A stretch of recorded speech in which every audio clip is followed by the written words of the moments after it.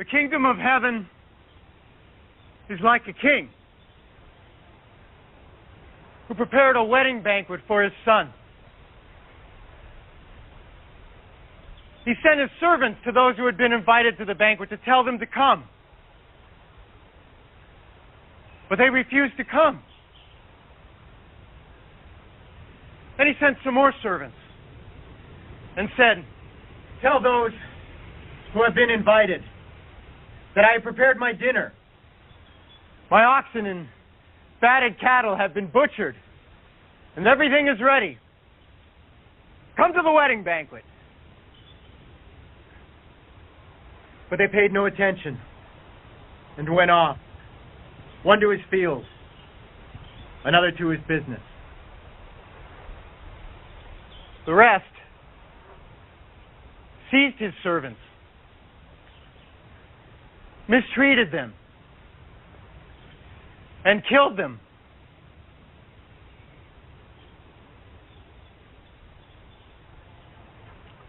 The king was enraged. He sent his army and destroyed those murderers and burned their city. He said to his servants, "The wedding banquet is ready, but those I invited did not deserve to come. Go to the street corners and invite to the banquet anyone you can find." So the servants went out into the streets and gathered all the people they could find, both good and bad. And the wedding hall was filled with guests.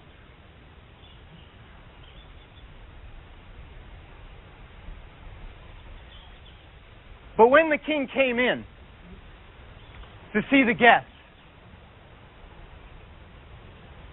he noticed a man there who was not wearing wedding clothes. "Friend," he asked, "how did you get in here without wedding clothes?" The man was speechless. Then the king told the attendants,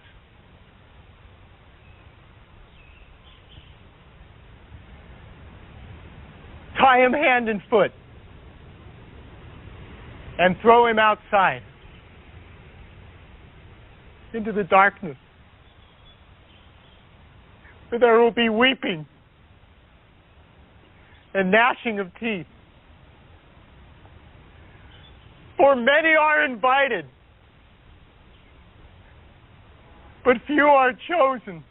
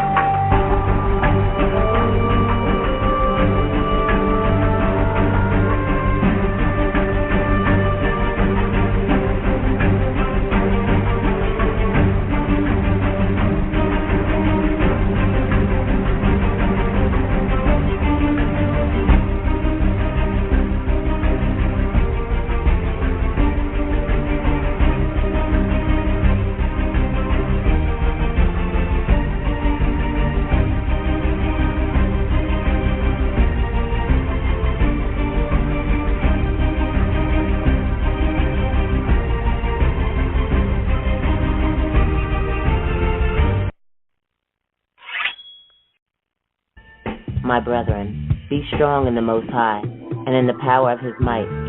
Put on the whole armor of Yah, that ye may be able to stand against the wiles of the devil. For we wrestle not against flesh and blood, but against principalities, against powers, against the rulers of the darkness of this world, against spiritual wickedness in high places. Wherefore, take unto you the whole armor of the Most High, that ye may be able to stand and withstand in the evil day. And having done all to stand, stand therefore, having your loins girt about with truth, and having on the breastplate of righteousness, and your feet shod with the preparation of the gospel of peace. Above all, take the shield of faith, wherewith ye shall be able to quench all the fiery darts of the wicked, and take the helmet of salvation and the sword of the Spirit, which is the word of the Most High Yah. 10, 9, 8, 7, 6, 5, 4, 3, 1.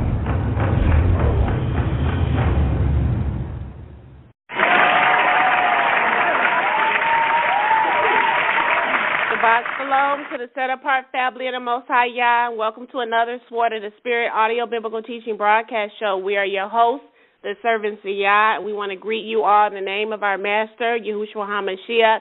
We just want to let you all know how we appreciate you joining us on today. Many are gathering, assembling, and fellowship with one another, but for those of you who have made the decision to join us today, we want to thank you. And we just pray that you continue to accept the mighty works of our Father Yah's hand. So with that being said, going to bring in my co-host, Shabbat Shalom, Prina. Shabbat Shalom. And how are you on this set-apart day? I can't complain. I cannot complain. I am just glad that the Most High Yah saw favor to wake me up with life, health, and strength and a sound mind, and so I will not complain in that. Yeah, so a part on his set-apart day is a blessing. Yeah, so we're going to just, before we get started, just a quick recap from last week's notes. If you didn't listen last week, we did postpone, and I kind of want to say this up until the time. We did postpone the conference until from August. It was set for Saturday, August the 13th. Yes. Which is approximately 2 weeks. Actually 2 weeks from today, but we have changed it, and so we postponed it, and we will give you an update when that date will be very soon, but we wanted to make this known again because we did have some people at RSVP, and I didn't want anyone to show up like they did last year. Yeah. And when we changed it, so yeah. If you had plans on attending the conference for Saturday, the August 13th, please know that it's been postponed, and we will let you know via email when that new date will be, as well as continuing to update you via the show. So we're going to get right into today's 64th show. It is entitled, Many Are Called, But Few Are Chosen. And the title for today's show is coming from Matthew chapter 22, verse 14, and particularly, which is a parable that is given by our master, Yahushua, the wedding feast. And many are confused as it pertains to this particular scriptural verse, and that's the reason why we're doing it today. It has a much deeper meaning, and for those who do not have the understanding of what it means to be called and what's the difference. Because he's making, I know sometimes, and even when I was doing my research, that it was kind of used interchangeably. But in this particular chapter verse, he's making a difference between being called and chosen, because he says many are called, but few are chosen. So in this particular instance, it's not meaning the same thing. So we're going to bring more clarity to what our Messiah is trying to convey in this particular verse. You know, what is the difference between being called and chosen, and showing how, in particularly John 14:6, where he says, and no man comes unto the Father but by me. I want to show today how that relates to this parable, which many seem to be puzzled by. And since we know that his word is true, if he said that no man comes to the Father but by me, and no one is able to come on their own will, then what does he mean when many are called but only few of those that are being called will be actually chosen. So I'm going to bring some understanding to this parable, and I'm also going to try to connect it briefly to the parable of the seed sower.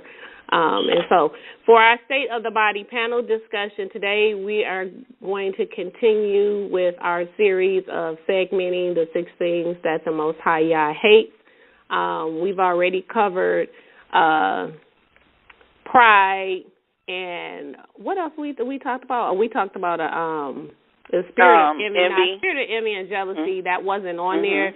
But it most of the time that goes along with these 6 things that Yah hates. So we're going to continue today with sowing discord, strife, and division amongst the brethren. And we're going to explain why the 7th, which is the one that we're covering today, sowing discord among the brethren, why this is not only one of the 6 things that Yah hates, but it's also an abomination. So I'm going to let you get started. Let's start it off with just telling, everyone, what is sowing discord among the brethren, and then I want to go into why.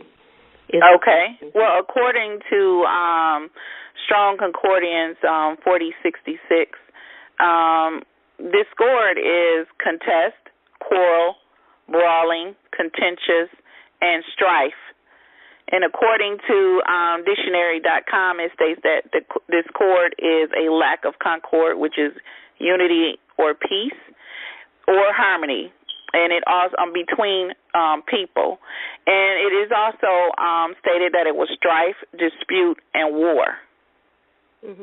So those are the terms as far as the definition of discord.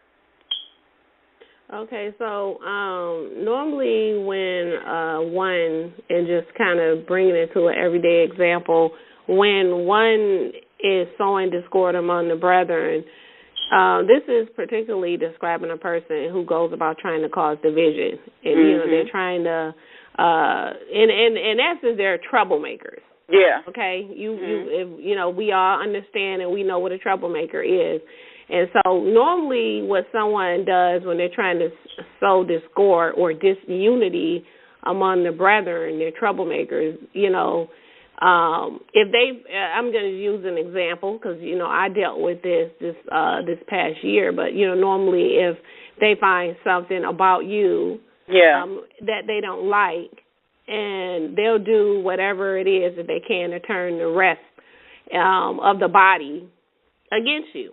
Or it could just be someone that is in the world. In my case, in a situation where it happened, it wasn't someone who was actually in the body, walking in truth. This is someone who had a form of righteousness or what they call a form of godliness, but denying the power thereof. But she was, quote unquote, a Christian churchy. But everything else that represented her, said something different because what she said she believed in, she actually walked contrary to that. But when a person is the type that have the spirit that's on them to sow discord or disunity, if they find something about you that they don't like, then they'll do their best to try to turn the rest of the body or just those that it may be coworkers or other friends or, anybody. Okay, they don't care who it is. They'll do whatever they can to turn everyone else against you, and they're not going to be satisfied until they've done their best to turn everyone against you. And when people do things like this, they'll go deep. They'll use manipulation. They'll lie on you. They'll make up all kind of things, and if it's something, a lot of times with people who are doing this, there's some type of insecurity within themselves, or it's that spirit in you, especially if you're walking in truth. We know that his word says that there's going to be mutual enmity, which is mutual hatred, and discord between those who are serving Yah versus those that are not. Yeah. And so a goal of a person is like this, is if they don't agree with you, then they're going to make sure that they turn everybody against you, and they'll use whatever tactics, strategies that they feel that they can to get that goal achieved. And if for some people that may be in the church or the body, it may be a particular belief that they may have, and they want to make sure that they get everybody on their side. So what they'll do is go and talk about that person, that other person, and make sure, like I said earlier, that everyone is against them. And the scriptures tell us that we're not even to allow these types of people to remain within the body, because we know that, one rotten apple, spoils the bunch. He says a little bit of leaven leavens the whole lump. If you continue to allow a person, whether it be within the body or just your life in general, to remain, and they're the kind that sow discord, before you know it, just like I use this example several times, you got a rotten apple in the bag. If you got one, if you don't remove that rotten apple, you come back 2-3 days later, now you got 3 rotten apples. By the end of the week, the whole bag is rotten, because that's what it happens. Yeah. And he hates one who's, and this is the 7th, sowing discord among the brethren. This is the 7th thing that he hates, but he said that this one is an abomination, and Yah hates one who sows discord among the brethren. And I want to read, because of one reason, and I'm going to read Proverbs 6 and 9. It says, a false witness that speaketh lies, it is he that sows discord among the brethren. Majority of the time, 9 times out of 10, someone who sows discord, they're a false witness.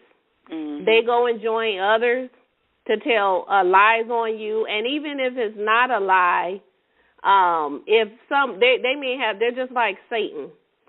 They're gonna reflect that cunning, conniving nature that he had, and Yah said that he caused that an abomination. If you're a false witness, number one, you're a liar. Yeah. And then you're not satisfied with just lying by yourself. You join others to go and lie on someone.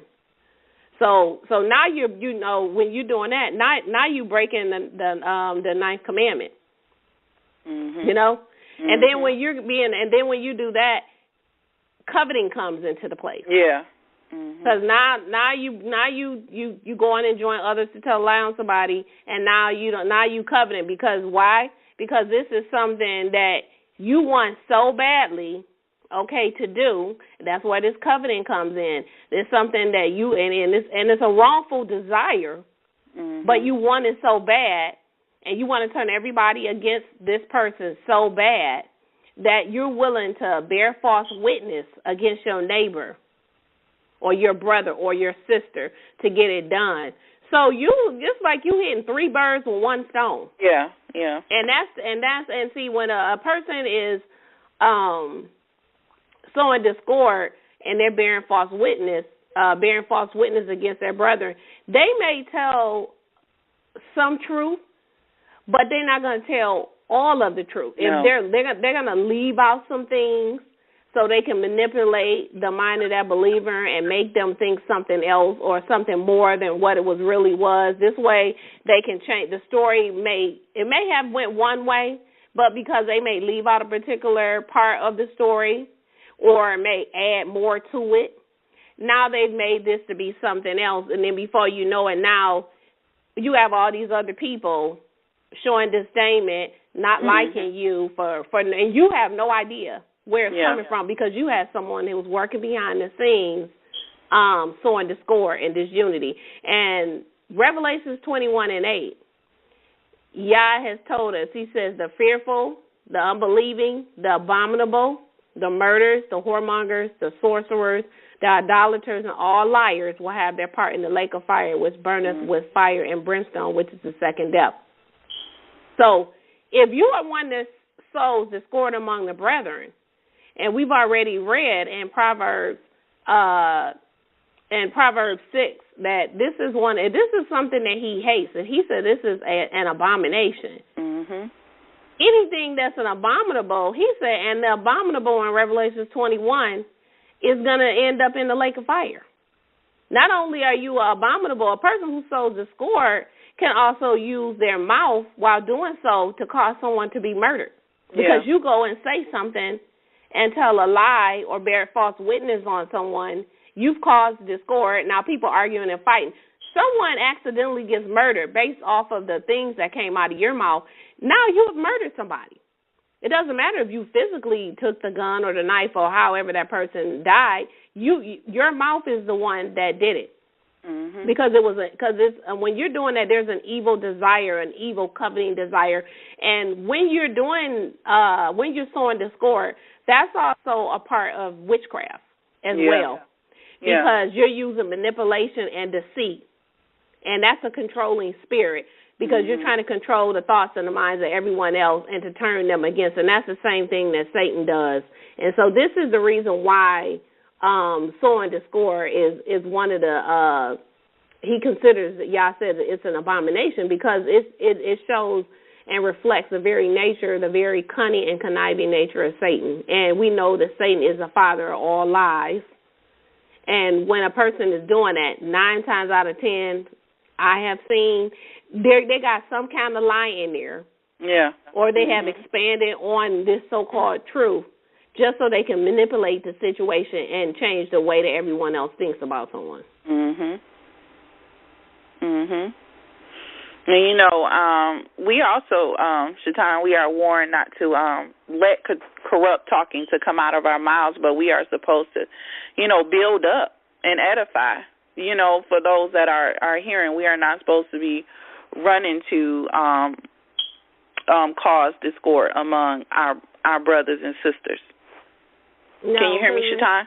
Yeah, I can hear you. Okay. I'm right here. Okay, I don't know. You went a little silent there. No, I'm listening. I don't want to talk over time. No, and again, just piggybacking on you when you were saying, that it's witchcraft, just because that spirit of discord is from a forwardness that's in their heart, and that's a form of rebellion and disobedience, and so that is why it is considered witchcraft.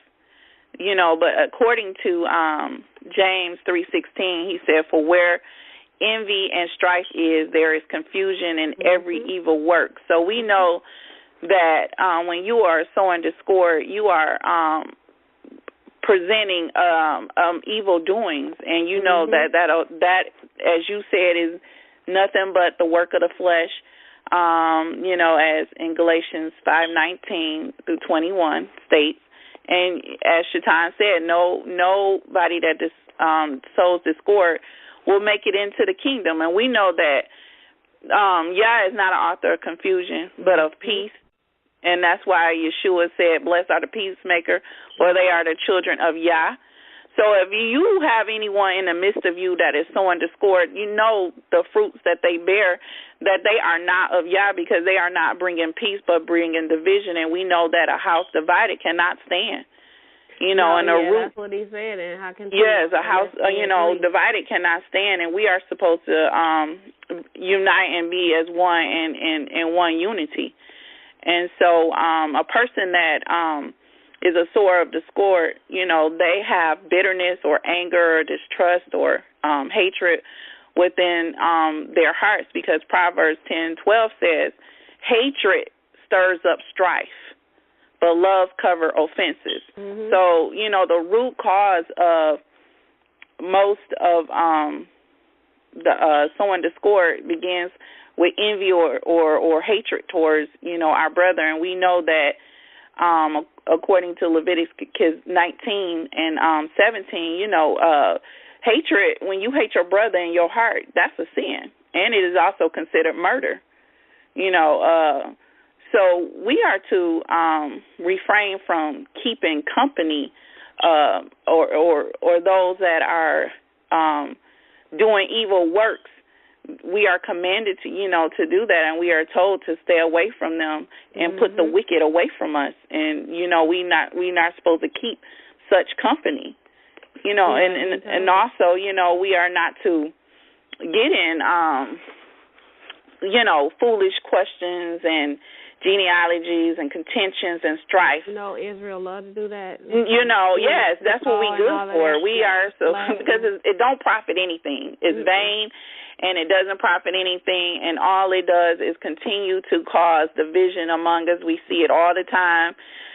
One camp teaching this, one camp teaching that. And that's why we not uniting and coming together, and we have so much division, so much hatred among us, and that's because most of those people that they don't have, they say they love Yah, but their heart is not for Yah. If you causing division and strife, you can't love Yah and hate your brother. That you a liar. You can't do both. So, sowing discord is just a manner of wickedness and unfruitful in all ways. Yeah, I mean, that's why he said take note to those who cause divisions. Yes. Divisions and offenses, especially he said those that's contrary to the doctrine. He said avoid them. He said don't. He said because they're not serving the Most High. He said they're serving their own desires.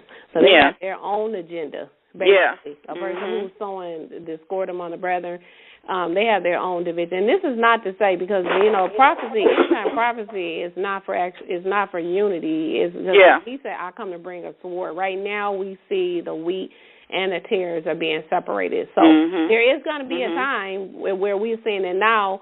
Because this is a time where people are falling away from the truth. So there's not going to be unity, and there should not be unity amongst the servants of Yah with those who are serving Satan, those who are serving the Most High with a fervent heart, and those who are still in the world. We shouldn't have any. No. Because he said, how can two walk unless they agree? Yeah. So that's why you don't see us putting up things and supporting and endorsing the things that the Most High says that are abominable. If you are endorsing things that the Most High has called an abomination, and then you still calling yourself a believer, you fooling yourself. That's what it said. Don't even deceive yourself. Yeah. And I want to read Titus 3:10. Titus 3:10 says, reject a divisive man after the first and second admonition, knowing that such a person is warped and sinning, being self-condemned. So he's telling us to get away from, reject a person that has a divisive spirit, someone who loves to divide. And like I said, for me, it doesn't, because I have a discernment of spirit, and I do have that gift to be able to discern.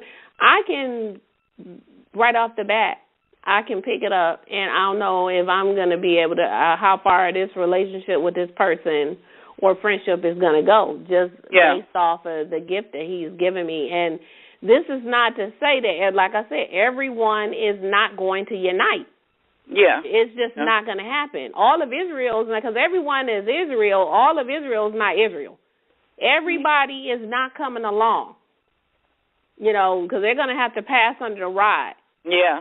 That's why it's only a remnant. They're going to be destroyed, yes. And so everybody that's calling on his name can speak Hebrew, got their heads wrapped up, got the tassels on, got the walk, and like that. Do not be fooled by that, because there is much confusion that is amongst Israel. There's a lot of discord that is being shown. Every 5 seconds somebody want to do a debate. Why? Yeah. Why are you wasting your time going around debating people who are unbelievers? That's a waste of time. There's much work to be done. Yeah. Time is of essence at this point. We need all hands on deck. We do not need anybody sitting around here doing debates with Egyptologists and those who are in Scientology. For what? You're wasting your time. They don't believe. Shake the dust off and keep it moving and sit up. I've seen some of these things they have a 2 and 3 hour debating with an Egyptologist. That's a waste of time. Yeah. Direct your focus on those who have a heart after Yah and they want to learn. When Yah, he told us over and over and over again, these type of people, we shouldn't don't even allow them the opportunity. When somebody come to you, because a lot of this has to do with gossiping, too. Yeah. We talked about this. When they come to you trying to sow discord and cause division, don't even entertain them. You need to pray for them and pray that they escape shut them down with reproof. But don't entertain them. Don't entertain them. I wanted to read this here. Paul, he said, I plead with you, brethren, by the name of our Master, Yahushua HaMashiach, that you all speak the same thing, and that there not be any divisions among you, but that you be perfectly joined together in the same mind and in the same judgment. and he was talking about the contention that was going on among them, and he said, is the Messiah divided? Just like she said, can a house stand that is divided? Yeah. How can two walk unless they agree? You can't even be married to somebody and have unity and peace if you arguing all the time. And Prina, and I know that firsthand. Yeah. There is no unity with those who serve Yah and those who serve Satan. And if you in unity and there is peace, something is wrong. Yeah. Because most of the people who are sowing discord, like she said, they have a forward heart. That means they're willfully disobedient, and they continuously, he said, are devise mischief to sow discord. That's in Proverbs 6:14. He said, forwardness is in his heart. He devises mischief continuously, sowing discord. This is somebody just sit around waiting for an opportunity to cause. They're just, in a nutshell, they're troublemakers. Yeah. Busybodies. And y'all say to stay away from people who are busybodies, always in somebody else's business, or if they don't like something about you, then they go whispering, like he said, in everybody else's ear, you know, splitting friendships, causing factions. This is a whisper, a talebearer. Yeah. Even if you did hear something, and you know there's something that you heard that may be unpleasant about another person, what is your reason for going to share this information with someone else? Yeah. Are you going to, because see, the whole thing is y'all knows your heart. Are you going to share this information with another person so that you can laugh about this, mock them, talk about them? Are you happy to see your brethren falling? Or are you going to take this information and go get someone else to intercede and pray for them and fast for them? See, that's not what people do. When they come to you telling you things, they're not coming to build up and edify that person that they heard. And everything, and every time you know how many times I hear stuff on my job and people coming to me, I'm just not the kind of person to go back and repeat things. But if I was, I could sow a lot of discord. I hear things all the time about people that I like and people that I don't particularly care for because of the spirit that's operating in them. But even the ones that I don't particularly care for, these people, most of the time, they're talking about everybody in the building. Yeah. And then they're talking about themselves. I hear it all. People come to me whispering things. I don't repeat it. Because what am I going to, if I'm going to repeat it, my whole thing is, what is the end goal? What are your intentions? You know, even if a person has a problem or ought against a brother and sister, you are not supposed to go and take that ought to everybody else within the body, and you have not addressed the person that you have the issue with. You should have taken it to that person. If you got an ought against them, you go and declare it to that brother and try to make peace and resolve it with that brother. He didn't say you have an ought against your brother, go take it to the whole body and gossip about them and talk about them and try to sow discord and disunity and get everybody on your side so everyone can not like that person. Yeah. Because there's two sides to every story, yours, theirs, and the truth.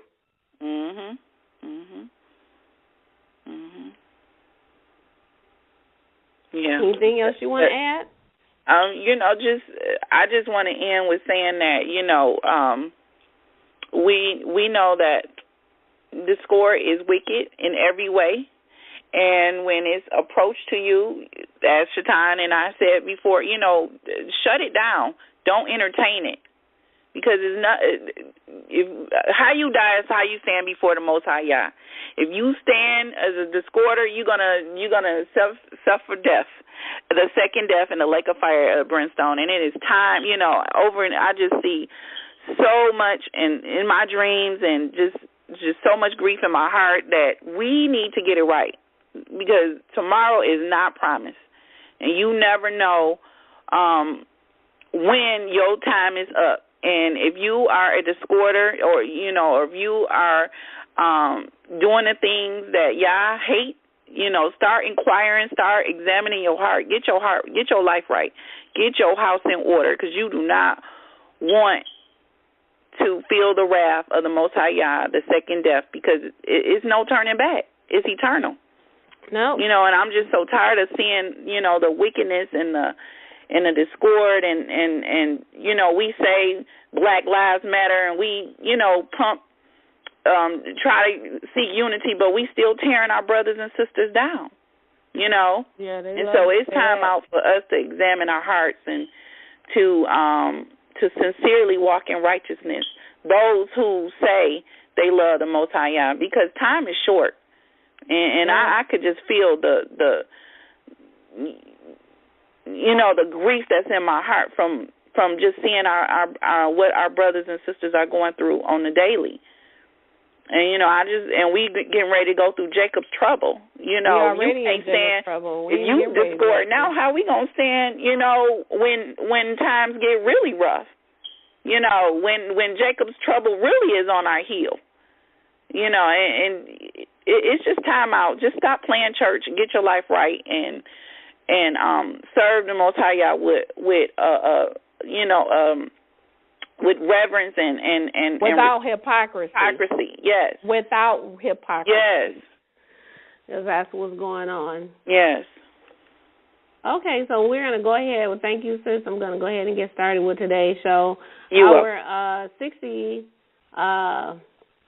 show, again, is entitled Many Are Called, But Few Are Chosen. But a recap of last week's show, we talked about how Satan operates last week. And we talked about, even though 1 Peter 5:8, it, gives us a warning to beware of the devil who, like a lion, seek who may devour. We see that many people do not. I really don't believe that people believe what the scriptures say about Satan, who he is, and how he has deceived the whole world. So last week, we went in depth about who Satan is, who he was before the fall, and we exposed the tactics and the strategies that Satan used to manipulate mankind and how he operates, where many are unaware of. And then I brought a greater revelation of John 10:10 that the Most High gave me. So if last week's show was a really good show. If you missed that show, how Satan operates, you definitely want to go back because many people, they are blind as it pertains to knowing how he moves. I mean, this is something that we as believers need to know because he is our enemy. He is our adversary. And we are at war. There's a spiritual war that's going on, and it's unseen. And that's where the real battle is, in the spiritual. And you need to be aware of who the enemy is and know how you can defeat him. And the scriptures tells us of how to do that. So if you missed last week's 63rd show, How Satan Operates, definitely check it out via the Daughter of Yah channel on YouTube. So, again, today's 64th show is entitled Many Are Called, But Few Are Chosen. And this is, if you do have your scriptures, if you could just quickly turn it to Matthew chapter 22, because that's where we're going to begin today.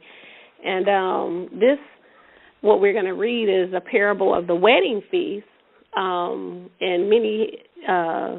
this seems to be a mystery to some as to why Yah called many but only chose a few. And in this context of what is being spoken in Matthew 22:14, what is the difference between called and chosen? I know oftentimes people use them interchangeably, but in this particular context, it is not. There's definitely a difference in what Mashiach is speaking, and I kind of want to connect this parable that we're going to read in Matthew 22. I want to kind of connect it to John 14:6, where he says that no man comes unto the Father but by me. And since we know this is true, does man then play a role in whether they can obtain salvation or not? If Yeshua is telling us that no man can come or be drawn unless the Father who sent him draws him. So those questions will be answered today. But we know that Yah, has already revealed the road of life to us through faith and obedience in his son, Yahushua. But few will follow the path that the Most High has laid before them because it involves one word, and that word is commitment. Our Messiah, he told us that those who follow him, that they must be faithful, that they're to pick up their struggles, and this is a daily struggle, but pick up their struggles to continue daily dying to self, which is to sacrifice and to follow him. And unfortunately, the majority, although they claim they do, they don't like the reality of who Yah is. And I say this almost every week. They do not like the reality of who Yah is and what he requires that they might be saved. So because they refuse to accept his plan for their life, they embrace, and I think I spoke about this earlier this week, but because they refuse to accept Yah's plan for their life, they embrace a counterfeit plan of salvation given directly to them by Satan himself. This way, they're able to walk and live their lives as they please, without any repercussions, without any consequences, without ever having to answer to no one but themselves. Because in their minds, although they took a different route, the backdoor route, the route that Yeshua says the thief takes, they foolishly believe, because they're warped in their minds, as we talked about earlier, that they're still on the same path that's going to lead them to salvation in the kingdom. And this is the deception that Satan has them under. And they don't even realize that they're lost, that they're perishing, and that they're on their way to hell. A place, once they die, they'll never be able to repent. And when we read Luke chapter 9-25, it says, "For what profit is it to a man if he gains the whole world and he himself is destroyed or lost?" So, the world doesn't want restraints. The world does not want discipline, and they definitely don't want to be committed and faithful. And we see this. We see this today. Commitment now, it seems to be a bad word. Commitment or faithfulness is almost like a curse word, a profane word to those who love the sin that they're in. They don't want commitment. They want options. They want options and the freedom to do whatever it is their heart desires. Thus, this is the reason why I'm doing today's lesson, and this is also the reason for the scriptural verse, which comes from Matthew 22:14, which says, "Many are called, but few are chosen." So at the top of the show, I talked about, even though they're oftentimes used interchangeably, people say if you're called, you're chosen, if you're chosen, you're called. But we're going to read and understand Matthew 22 in the context in which it's being spoken, so we can gain a real understanding. So I want to first just kind of give the difference between called and chosen. So just bear with me briefly before we get to Matthew 22. According to Blue Letter Bible 2822, called in this instance is, you have it here as an adjective, but called here, according to Blue Letter Bible 2822, says to be invited, and then it has in parentheses to a banquet, okay? And then it also has invited by Yah in the proclamation of the good news to obtain eternal salvation in the kingdom through the Messiah.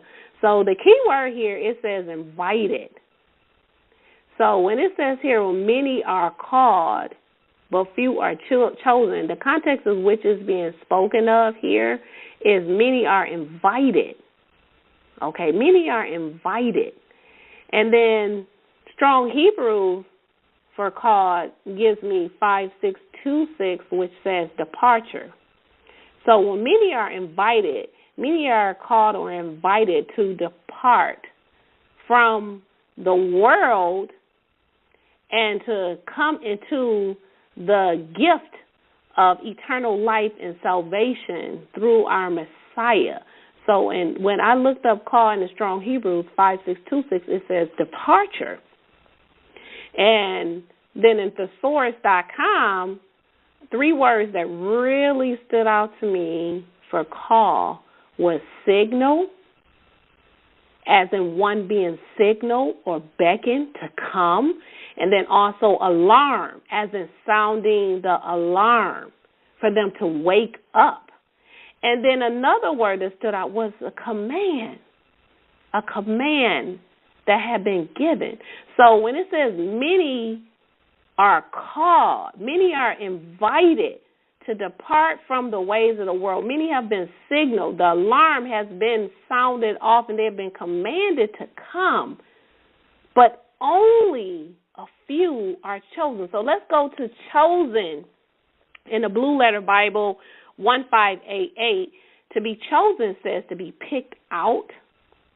It also says to be chosen by Yah to obtain salvation through Messiah. It also has select, meaning you were selected. It has favorite, and then it has elect. So the chosen ones are the elect ones, those that were handpicked by Yah. They were selected. They were the favorite. These were the chosen. They were elect. And then when I go to Strong Hebrews 1305 for chosen, it says choice, meaning they were the choice. Okay. It has cleansed. They were the ones that had been cleansed. It's a Strong Hebrews 1305. It says cleansed. It says clearly polished. So those that were chosen were the ones that were the choice. They were the ones that were cleansed. They were the ones that were clearly polished. And then it says show self. We know his word says to study to show thyself, to show yourself approved. So these were the ones that were approved. These were the ones that showed themselves. It also says chosen was pure in Strong Hebrews 05. So these the chosen ones were the ones that were pure. And it says purged out. These were the ones that purged out the old leaven. And in Strong Hebrews 4005 says select, as the ones who were selected. It says the best and the choice. Thesaurus.com has the chosen as the preferred, rare, meaning as in those that were rare, okay, number one, and then winner. So the one that was chosen was the one that was preferred. Out of all the ones that were called, out of all the ones that were invited to depart, those that were signaled and the alarm went off and commanded for them to come, only the ones that were chosen, the ones who were selected, the best, the ones that purged out the old leaven, the ones that were pure, clearly polished, the best choice, were the winner. They were the number one choice. They were the preferred brand. And as the source says, they were rare. Rare. Not something you see every day. Many are invited to depart. They're signaled and the alarm has gone off for them to come. But only a few will be the winner. Only a few will purge out the leaven. Only a few will be the best choice. So when I always like to give at least 2 or 3 to be a witness to bring understanding. So I'm hoping that you have a clear understanding of what is being spoken of in Matthew 22:14, where it says many are called but few are chosen. In this particular instance, it is not being used interchangeably. As I went through Blue Letter Bible, Strong Hebrews, as well as the source, to give you understanding, it is clear that it's not saying the same thing. And so now that we have this understanding, let us now go to Matthew chapter 22, and we're going to read verses 1 through 14. Matthew 22, beginning at verse 1, it says, "And answering, Yeshua again spoke to them in parables, saying, The kingdom of heaven is compared to a king who made a wedding feast for his son. He sent his slaves or his servants to call those being invited to the wedding feast, but they did not desire to come." So these were the ones that were invited. These were the ones that were called, okay, and commanded. The alarm had went off for them. They were being signaled, okay, to come. But they did not desire, it says. They didn't desire to come. They didn't want to come. The invitation was there, but they didn't want to come.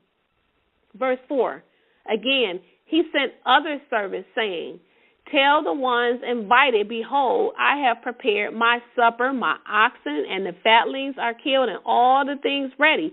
Come to the wedding feast." Here he is again, beckoning to these same people to come on. Okay, you said you didn't want to come, but I'm going to invite you again. I'm going to make this look more presentable. I'm telling you everything that's going to be at the party. You know, but again, a second time, they rejected it. They didn't want to come. What did they do? Verse 5, "But they sneered at it. They went away, one to his own field, one to his trading, and the rest seizing the servants." So now they mad at the servants for coming to them again to invite them to a party that they already told them the first time they didn't want to come. What did they do? They seized the servants, the messengers, mocked them, and killed them. I'm hoping we're having some understanding of what's going on here. This is symbolic. This parable is symbolic of what happens to those who are witnesses. When you continue to go in and share the truth and you go back more than once or twice and they don't want it, they don't desire it. And as we saw in the scriptures with the apostles and the prophets and Brother Stephen, they seized the servants and they mocked them and then they killed them because they didn't want it. Verse 7, "And hearing, the king became angry," okay? And we know the king in this parable is symbolic of our master Yeshua. And he sent his armies. He destroyed those murderers and burned their cities. Then he said to his servants, "Indeed, the wedding feast is ready, but those invited were not worthy." So now he's saying, you know what? I extended this call. I extended this invitation to you. I have been beckoning and signaling over and over, commanding you to come, and you don't want it. Well, now he's saying, you know what? You're not worthy. You're not worthy. Verse 9, "Then go into the X." So now he tells the servant, you know what? Shake the dust off. Shake the dust off. If they don't receive you, shake it off. Forget about them. He said, "Now I don't even want them here. They're not even worthy of being at this wedding." Now, he says, "Go out into the exit of the highways." He said, "And call to the wedding feast as many as you can find." So now he's telling them to go out in verse 10, go into the highways. And he says, "And those servants gathered all, as many as they could find, both evil and good." So these were believers and non-believers, the righteous and the unrighteous. So he's extending it to everyone. Now, whether you're righteous or unrighteous, whether you believe or not, the opportunity, the invitation is going to be extended for you to still come, even if you're wicked. I'm still extending my olive branch out for you to attend. And the wedding feast was filled with reclining guests, or they were sitting. Verse 11, and the king coming in to look over those sitting, he saw a man there not having been dressed in a wedding garment. So he said, "Wait, hold up. This now is somebody that's in this wedding and part of the wedding party, but they got on the wrong garment. They not clothed appropriately." Verse 12, and he said to them, "Friend, how did you get in here?" So the first question he said, "Look, how did you get in here and you don't even have on a wedding garment? You came dressed like you going to a picnic. You don't look like you getting ready to go to a wedding." But he was speechless. So the man had nothing to say. He was speechless. Verse 13. Then the king said to the servants, what did Yeshua say? Bind his feet and his hands. Take him away. Because he had no answer. He gave him an opportunity. Why are you, how did you get in here? How did you get in the kingdom and you didn't do what was required? How did you slide in? Because, see, you slipped in. So he was like, you know what, bind his feet and his hands and take him away, throw him out into outer darkness. There shall be weeping and gnashing of teeth, for many are called, but few are chosen. So when the king sent an invitation to both the good and the evil, the righteous and the unrighteous, again, this was symbolic of the message of the good news that will be preached to the four corners of the earth before our Master Yeshua returns. So when the king, who is symbolic of our coming King Yahushua, asked, how did you get in here? How did you get in here without being dressed in the proper or acceptable wedding garment? This was symbolic of those who through obedience are clothed in righteousness. Okay? Wearing a spotless garment, unblemished. This is symbolic of those who know the proper and acceptable attire for entrance into the wedding, which in this case is symbolic of the wedding that's going to soon take place when Yeshua remarries his bride. But what I want to focus on is why the man who was improperly dressed was thrown out into outer darkness. Now, when we read this, it's apparent from this parable that this man felt that he could come to the king's feast on his own terms, any clothing he wanted. This parable is about Yah's sovereignty versus man's will or man's self-will. Again, this parable is about Yah's sovereignty, okay, versus man's will or man's self-will. And like I said, it was apparent that unlike the others who received the invitation to come, it was apparent that he refused to be prepared. He was unprepared. He wasn't ready. He wasn't ready. The invitation to the wedding feast went out to many. Okay, it went out to many. It went out to all those who heard the message that it was called a signal to, okay? But only a few of those who heard the call or who were invited actually accepted it and were thereby chosen. And so, just like the man in this parable, much of the world today, they believe that they're going to be allowed to live life as they please. They live life like Burger King's slogan says, have it their way, only to find out that not only will their access be denied, but they will be cast into outer darkness, which is, in this case, meaning that they won't see the kingdom. And this man, like many of our brethren now, did not make his election or invitation sure. He didn't study to show himself approved unto Yah, because we talked about that when I gave you the definition for chosen, when he says show yourself. You know, he defied what the protocol was for entrance into this type of wedding. He was determined to, quote unquote, be himself. So as the king in this parable was offended, so will our Messiah be when those who have chosen to live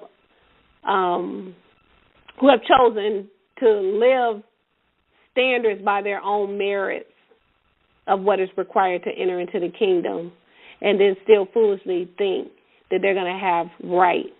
You know, these are those, when I read this parable as, it goes along with those who are the foolish virgins. Okay, And we're going to read about that in the middle, because these are the ones who were not ready. These were the ones who did not have enough oil in their lamp. They weren't prepared. They weren't ready. And then they thought that they was going to get in. And a precept to Matthew chapter 22, which we read, is coming from Matthew 8, 11, and 12, which says, if you can quickly go to, and just keep your hand in Matthew 22, but Matthew 8, verses 11 through 12 reads, it says, "But I say to you that many will come from east and west and will sit with Abraham and Isaac and Jacob in the kingdom." He says, "But the sons of the kingdom shall be cast out into outer darkness. There will be weeping and gnashing of teeth." This is exactly what the king said in the parable, who is symbolic of our master Yeshua. You know, he said many is going to come from east and the west. They're going to sit with Abraham, Isaac, and Jacob, our forefathers in heaven. He says, but these, he said, are going to be cast into outer darkness. He said there's going to be weeping and gnashing of teeth. And I want to read another precept coming from Luke chapter 13. If you can quickly go there. Luke 13, verses 23 through 29 reads, "And a man asked him, 'Master, are the ones being saved few?'" So we see here a man asked Yeshua, are the ones that are being saved few? See, this is right here lets you know no one is saved yet, because you have to endure to the end to be saved. We're in the process of being saved if you're walking according to the word. But the man asked Yeshua, he said, are the ones being saved few? But Yeshua said to them in verse 24, "Labor to enter in through the narrow gate. For I say to you that many will seek to enter in, but will not have strength. For the hour that the master of the house rises and secures the door, then they will stand outside and knock on the door and begin to say, 'Our master, open up to us.' And he will answer, and he will say, 'I say to you, I do not know you. From where are you?'" Like, where did you come from? Like Yeshua, like the king and the wedding parable, Matthew 22, how did you get in here? Verse 26, "Then you will begin to say, 'We ate and we drank in your presence, and we taught in your streets.' And Yeshua said, 'And I will tell you, I do not know you. Where are you? Depart from me, all workers of falsehood,'" all workers of iniquity, which is the same thing as saying all workers of lawlessness. He says there will be weeping and gnashing of teeth when you see Abraham and Isaac and Jacob and all the prophets in the kingdom of Yah, but you yourself are being thrust outside. "And they will come from east and from west and from north and from south, and will recline or sit in the kingdom of Yah." Are you guys following this? This is all saying the same thing. It's lining up with the parable of the wedding in Matthew chapter 22. Matthew 8, 11, and 12, and Luke 13, 23 through 29 is all saying the same thing. There's going to be weeping and gnashing of teeth when they see that what they thought was true and their own merits of what they thought was his walk. When they find out that they have been deceived, he said there's going to be weeping and gnashing of teeth. When you see Abraham, Isaac, and Jacob, when you see our forefathers and all the prophets and those messengers and servants who continue to try to call you and you mock them and you didn't want to listen and you refused when you had the invitation sent to you. You didn't RSVP. You didn't. He said when you see them, he said there's going to be weeping and gnashing of teeth. Don't come up to me later talking about you taught in our streets. He said, I don't want to hear that. I'm going to tell you, I don't know you. Depart from me. So why are few chosen even though many are called? We have to remember in the parable of the seed sower, because I said I was going to talk about the connection to that. I'm not going to read that right now. You can go back and read that on your own. But we have to remember in the parable of the seed sower that many did come and were called to the knowledge of who Yah was or who he is. But some, when you read that parable, fell on stony ground, others fell on thorns. Then some never took root. Some fell away after they were persecuted, or many got entangled with the affairs of the world. They couldn't let go of the things of the world. And the riches thereof, it says, choke them from being saved. There are going to be many reasons why. The many who were called, that there will only be a few that will be chosen, the ones that will be the winners, the one that will win, who ran the race, endured. He says that to stay on that narrow road. And I talked about that before when Yah gave me revelation that narrow in the strong Hebrews means tribulation, suffering, affliction. When he says stay on the straight and narrow road, and how only a few would find it, because only a few are going to be willing to suffer persecution. Everyone is not going to be the winner. Everyone is not going to be the select preferred choice. I'm going to give you an example. When I was preparing this lesson, this came to my mind. Well, an employer. Think about an employer who places an ad for a particular position. There are going to be many qualified and unqualified individuals that submit their resume or their curriculum vitas, because all will be welcome to apply. When that employer puts out that ad, you have people who are qualified and unqualified, as well as with this parable, the wicked and the good, the unrighteous and the righteous. When they all were invited, he put it out here. There is a wedding. There's an ad going out. Put this ad out here that a wedding is getting ready to take place. Send it to the good and the evil. When an employer puts that ad out there, the qualified and the unqualified submit their resumes, because all are welcome to apply. The invitation is extended, whether you qualified or not. However, only those who are qualified.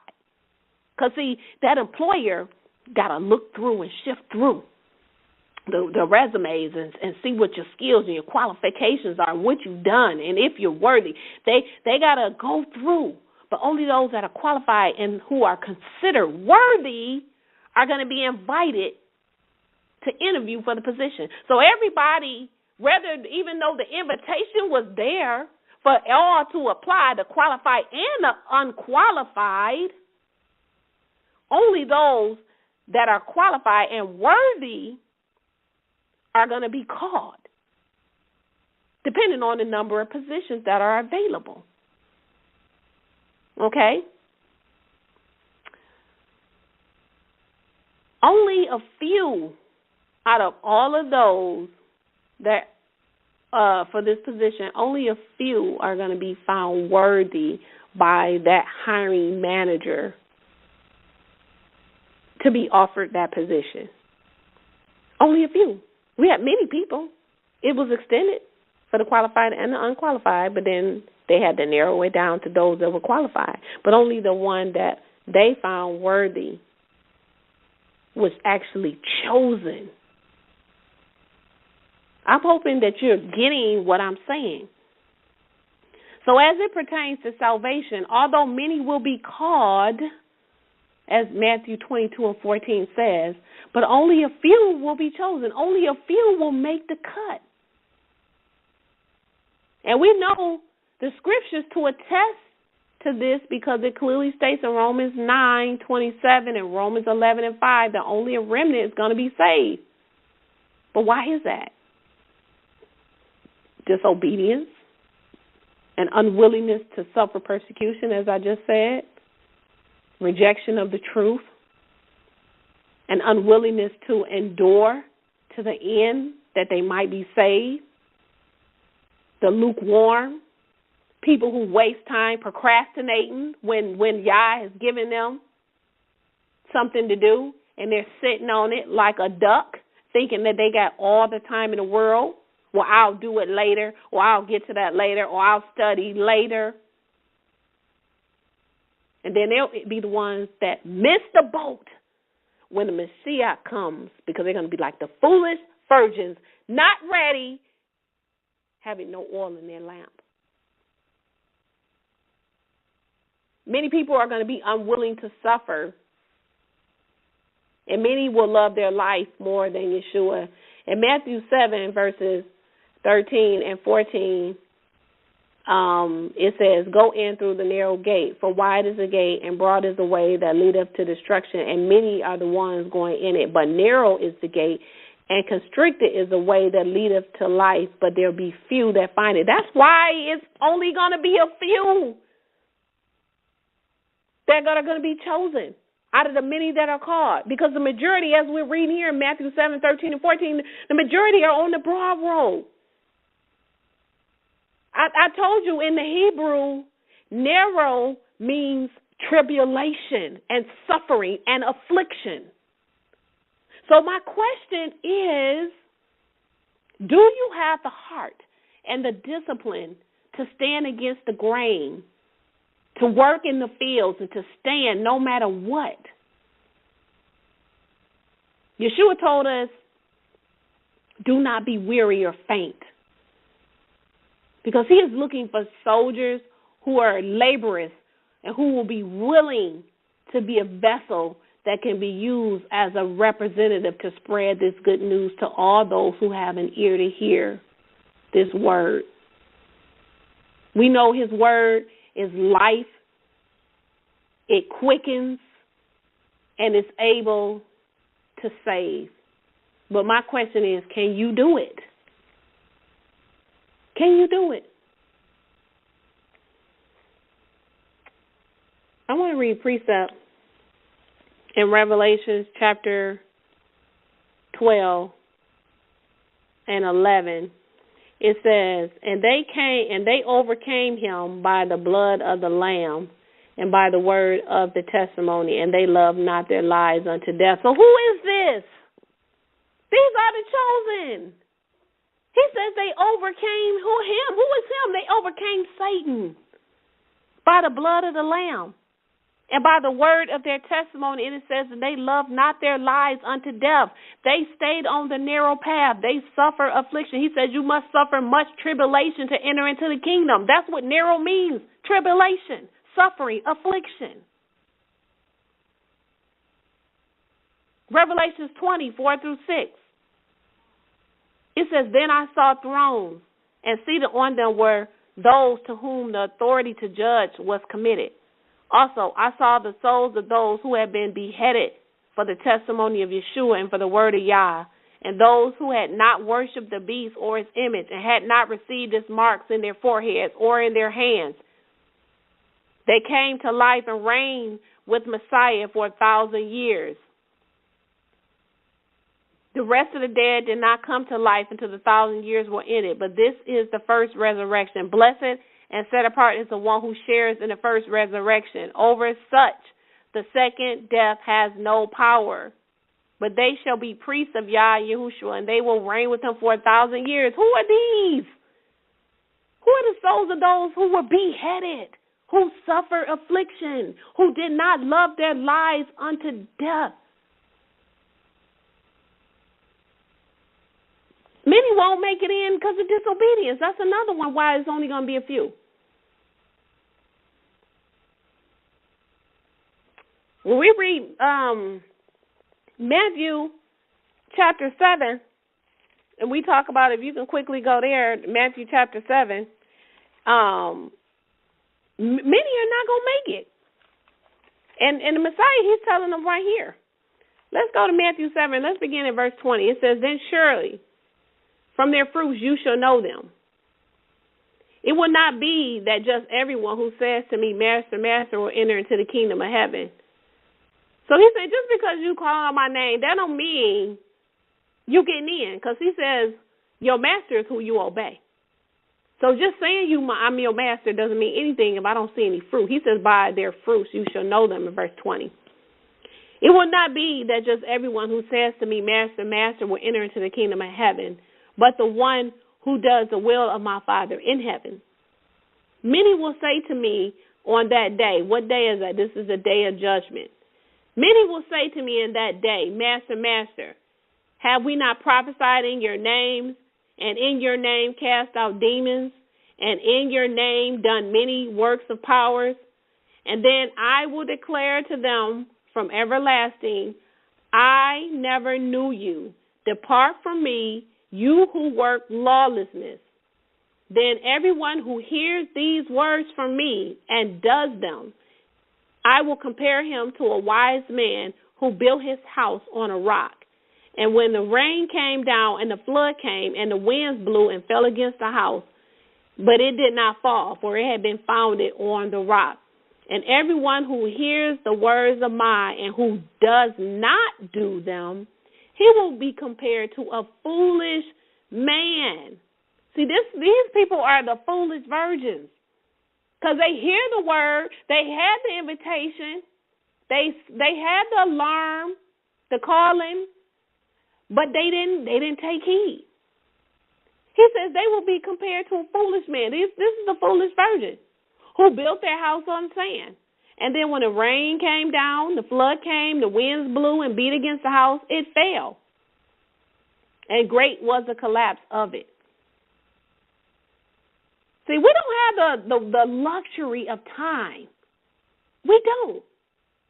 Yah will only reward those who sought him out and did those things that he required of them. He's not going for that. I done this in your name and I done that in your name and I thought you knew my heart. He's going to tell them, look, none of that matters. I don't care about the soup kitchen. I don't care about all the clothes you gave away to the homeless. I don't care about the choir. I don't care about any of that. He said, none of that mattered to me. Depart from me. I never knew you. You were practicing lawlessness. He's going to tell them that none of the stuff that they were doing was of the will of Yah.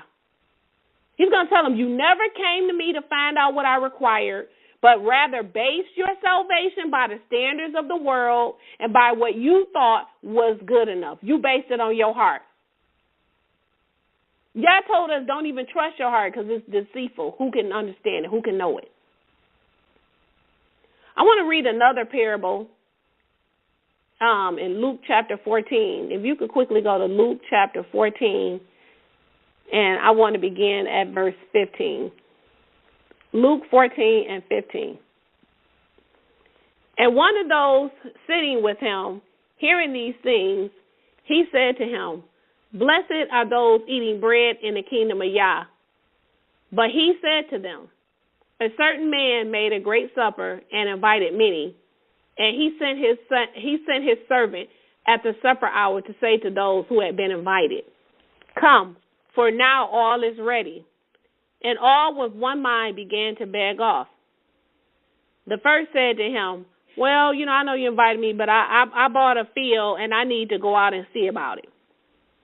I ask you, have me excused. So this person, they got other things to do. Excuse me, because I just bought a field. I got stuff to do. Verse 19. And another said, I bought 5 yoke of oxen, and I'm going to try them out. I ask you, have me excused. Okay? More excuses. Verse 20. And another said, I have married a wife, and for this reason I am not able to come. Verse 21. And having come up, that servant reported these things to his master, meaning they reported it to our master Yeshua. And then being angry, the housemaster said to his servant, go out quickly into the streets and in the lanes of the city, and bring in here the poor and the maimed, the lame and the blind ones. And the slave said, sir, it has been done as you ordered, and still there is room. So he said, I've done that, but we still got room for more. So the master said to the servant, go out now into the highways and the hedges and compel them to come in. Go and call them. Many are called.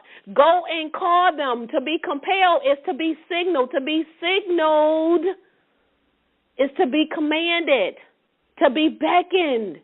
I'm inviting you. I'm extending everlasting life.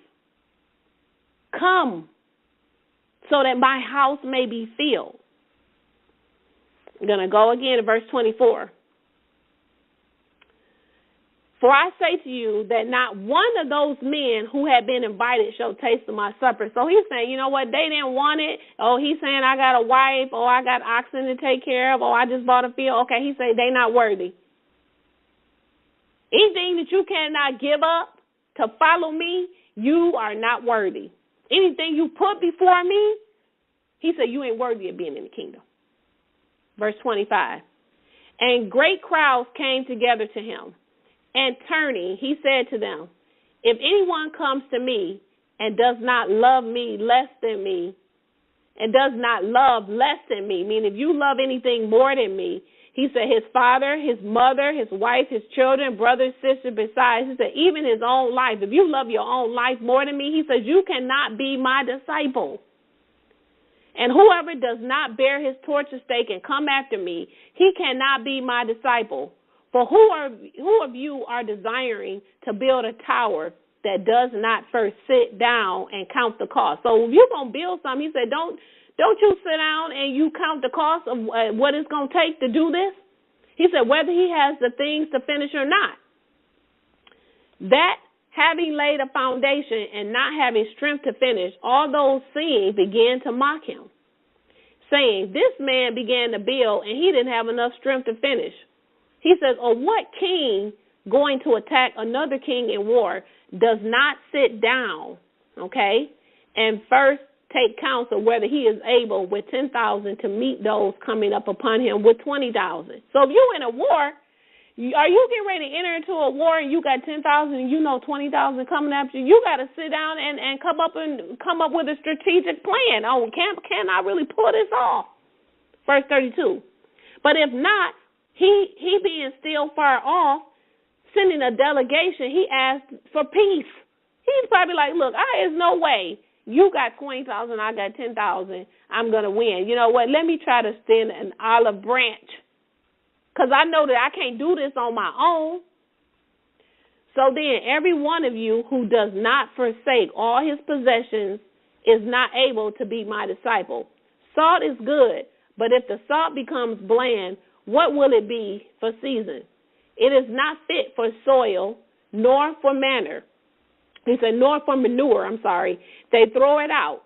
The one having ears to hear, let him hear. So he's saying if you ain't no good, if I got some seasoning or I done bought something from the store and it's expired and it's right and it's no good, and what am I getting ready to use it for? Anything that's not usable, anything that's perishable, what do? And you throw it out. You throw it out. So Luke chapter 14, this parable is about procrastination. It's about procrastinating. It's about rejecting the call, making excuses to do what is necessary.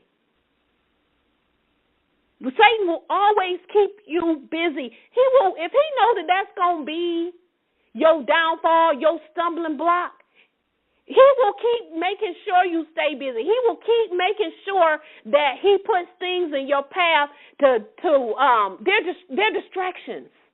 He will put distractions. Being busy is a distraction because as long as he can continue you got excuses. Oh, well, I got to do this. Oh, well, I got a wife. Oh, well, I got a field that I got to tend to. Oh, well, I got oxen. I got everything but putting him and making him a priority. He's asking to make him a priority, putting him first, making him choice. You're selecting him. You know the saying, putting off what you can do today for tomorrow? I want to read a precept. In precept, Proverbs 13:4, it says, the soul of the sluggard craves and gets nothing, while the soul of the diligent is richly surprised. See, the soul that's lazy, that's what Proverbs 13:4 is saying. The soul that is lazy, always making excuses when it comes to the things that are of Yah. He said they always want something, always wanting to come to knowledge but never having any understanding, always coming into something, but you can't never understand nothing. Or you got some knowledge, but you don't understand nothing you coming into. This is they got the zeal, but it's never according to knowledge. Something is always missing. That he says the sluggard, the soul that is lazy, they always, and they put off, they procrastinate. They always want something, but they ain't going to get it. He said they ain't going to never get it. They always reaching, but they never find. They always seeking, but never finding. He says, while the soul that is diligent is richly supplied. Those who set their heart and to prepare themselves to seek the Torah of Yah and to do it. Those who make time and make the Father a priority in their lives. He said they are the ones that are going to be richly supplied because they're diligent. They study. They do what it's going to take to be required, to be prepared, to be ready. Yeshua and Yah, he's not looking for nobody that's not prepared. Being unprepared is not of Yah. When it comes to this work, that's why I work so hard and diligently to put these lessons together. And every show that I do, I go back and listen to every last show, sometimes 2 or 3 times. And I'm always critiquing, well, I could have did this better. Oh, I wish I would have used this precept or this scripture or this example to make it better. I spend hours upon hours sitting at my table, notes, books, everything, computer, like all over the place, studying week after week to put these shows together and sometimes they're lengthy, but put it so I can put it together so that I can make sure that when you're listening, that you get it, you understand it. This don't come just because I just threw something together last night.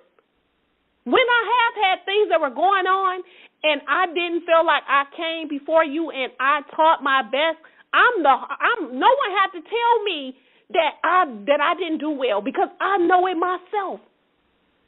And Yah is going to hold me accountable if I'm a sluggard, if I'm lazy, if I am allowing the things in the world to distract me, if I'm procrastinating and doing the things of Yah, and then I'm not ready when it's time to do the things that are of Him. Yah is not going to hold that lightly because He is counting on us to be His vessels, to be His representative, to go out and be a witness and to teach and to preach His truth. And how can you do that if you yourself are not prepared?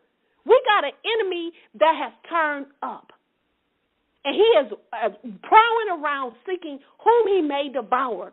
He is the craftiest and the most cunning beast in the field. He has not changed. He's using the same deck of cards, but the people of Yah have dropped their armor. They put it on the ground. They don't understand that Satan he's the same Satan he was.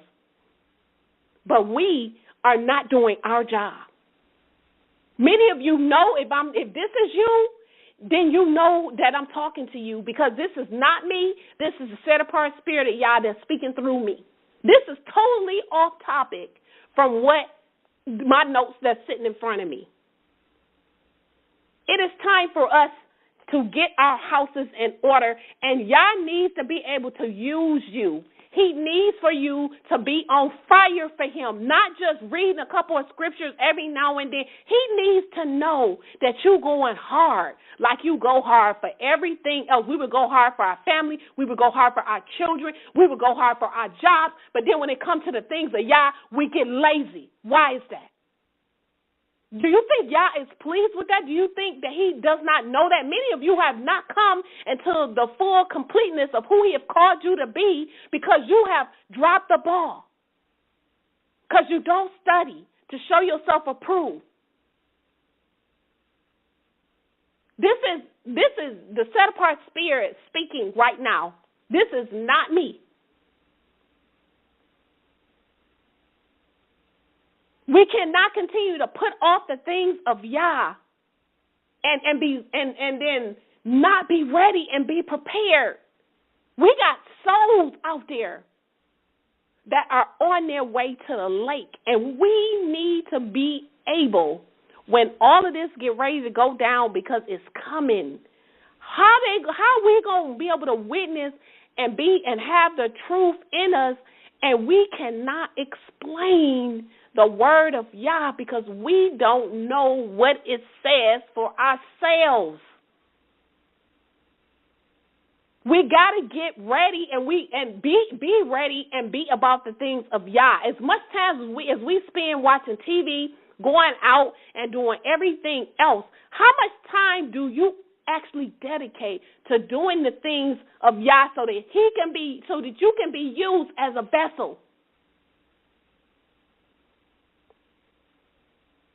Just like that's why Yeshua told the man, let the dead bury the dead. When he told him to come on and he told him, my father, it wasn't about the fact that he was being insensitive to the fact that about his father.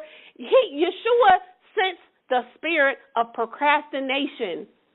He was making up an excuse because he didn't want to do it then. How many people, when you tell them the truth, I don't know, I got to see about that, or I'll see about that later, or I'm not ready. How much time do you think we got? Y'all need all hands on deck. I want to read a couple of procrastination quotes. One is coming from Benjamin Franklin. He says, you may delay, but time will not. Pablo Picasso says, only put off until tomorrow what you're willing to die having left undone. I'm going to read that again.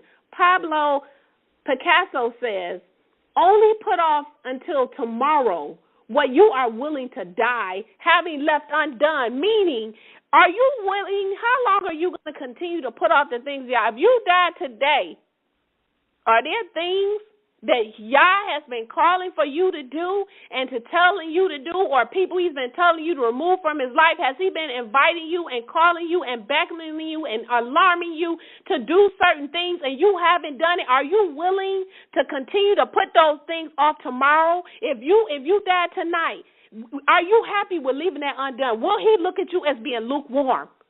Can you honestly look at yourself and say, I am on fire? Are you hot or are you cold? He said, I wish you were either one or the other. Because he said the ones that's lukewarm, he said, I'm going to spew out my mouth. Because he said, what good is salt if once it's lost its flavor? You no good. He don't need no bland salt.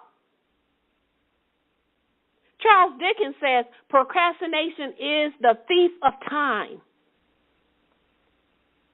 It's the thief of time. It steals away that which is really important. Proverbs 6:4 says, don't put it off. Do it now. Don't rest until you do it. This is Proverbs 6:4. James 4:17 says, so whoever knows the right thing to do and fails to do it, for him it is sin. I want to read Luke 12, verses 40 through 47. It says, and you then be ready. For in the moment that you do not expect, the Son of Man comes. And Peter said to him, Master, do you speak this parable to us or also to all? And the master said, who then is the faithful and wise steward, whom the master will set over his house and servants to give portion of his food in season? Blessed is that slave when his master comes and will find him doing well. Truly I say to you, he will set him over all his possessions. But if that slave should say in his heart, my master delays to come, and should begin to beat the men servants and the female servants, and to eat and to drink and be drunk, the master of that slave will come in the day which he does not expect, in an hour which he does not know, and he will divide him and will put his portion with the unfaithful. But the slave or the servant, knowing the will of his master and not preparing, nor doing according to his will be beaten with many stripes. So it ain't just talking about because you're not doing his will. If you know what his will is, if he's been calling you to do certain things, if it's been an unction and an urgency in your spirit to do things and you haven't done it, he says that he's going to beat you with many stripes because you're not going to be prepared. One of the worst things to do is when I do a lesson, and if Satan has had me bound to the point during the week where I have not been able to spend and the dedication and the time it takes for me to really come before you and to do a lesson that I feel that is going to be worthy to my Father, Yah. I feel grieved. And I don't like it. I will call Prina and I will tell her, I'll tell my husband, I didn't like this. I didn't feel like I gave my best. I'm not pleased with that. And if I'm not pleased with it, guess who else is not pleased with it? Neither is Yah. So how does Yah and Yeshua extend the call to salvation? How do they extend the call to salvation? Well, I'm just going to quickly read these. He sends his servants, the prophets, and his messengers.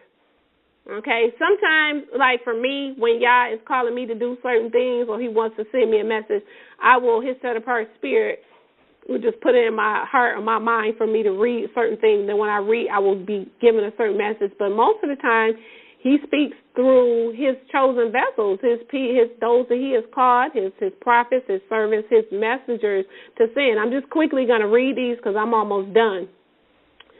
Jeremiah 25:4. And the Most High hath sent unto you all his servants, the prophets, rising early and sending them, but you have not hearkened nor inclined your ear to hear. 2 Chronicles 36:15. The Most High, the power of our fathers, sent word to them again and again by his messengers, but because he had compassion on his people and on his dwelling place. Jeremiah 6:17. I set watchmen over you, saying, listen to the sound of the trumpet. But they said, we will not listen.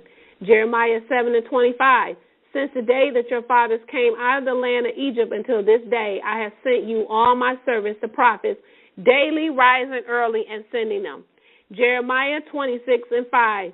To listen to the words of my servants, the prophets, whom I have been sending to you again and again, but you have not listened. Jeremiah 29:19. Because they have not listened to my words, declares the Most High, which I sent to them again and again by my servants, the prophets. But you did not listen, declares the Most High. Jeremiah 35:15. Also, I have sent to you all my servants and prophets, sending them again and again, saying, turn now every man from his evil way and amend your deeds, and you do not go after other gods to worship them. Then you will dwell in the land which I have given to you and to your forefathers.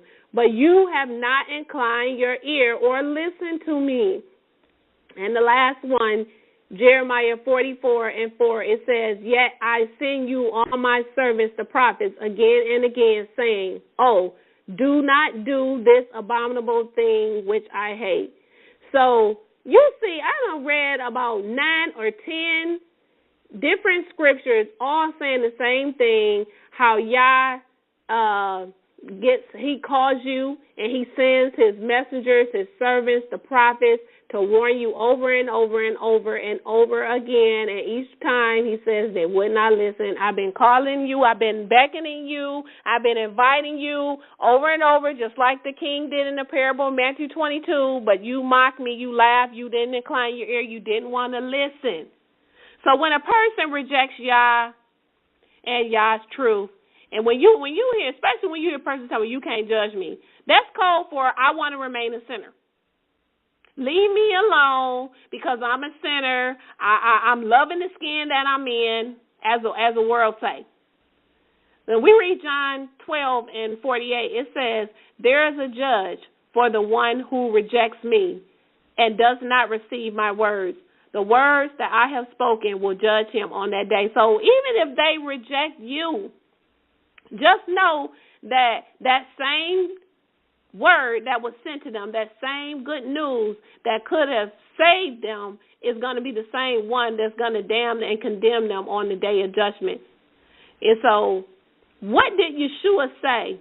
Because I want to read a couple of precepts now. What did Yeshua say about those who reject the truth and those who continue to waste time and when he's calling you? I want to go to Luke chapter 10. I'm just going to read verses 16 and verses 22. Luke 10, verses 16 and 22. The one listening to you listens to me, and the one rejecting you also rejects me, and the one rejecting me also rejects the one having sent me. All things were delivered to me by my Father, and no one who knows the Son is except the Father. And who is the Father except the Son? And he to whom the Son may desire to reveal to him. John 13:20. Truly, truly, I say to you, whoever receives the one I send receives me, and whoever receives me receives the one who sent me. 1 Thessalonians 4:8. Anyone then who rejects this command does not reject man, but Yah, the very one who gives you his set-apart spirit. So he's saying over and over again, when they are rejecting you, know that they're not rejecting you. Don't take it personal. They're rejecting the one that is in you. They're rejecting the one that sent you. That's why he told you in Matthew 7:6, don't throw your pearl before swine. Don't throw your pearls before swine. Stop wasting your time. He says if anyone will not receive you, if they're not going to listen to your words, he said in Matthew chapter 10, shake the dust off from your feet when you leave a house or town. He says, because truly I say to you, it will be more bearable on the day of judgment for the land of Sodom and Gomorrah for that town. So again, if they don't receive you, shake the dust off and keep it moving.